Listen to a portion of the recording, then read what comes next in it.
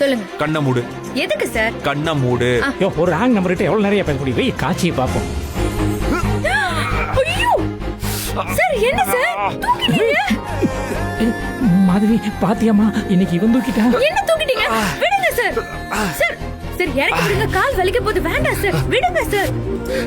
இல்ல வலிக்க போகுது சார், கீழே விடுங்க சார். இவன் கால் என்ன இரும்புலியா செஞ்சிருக்கு?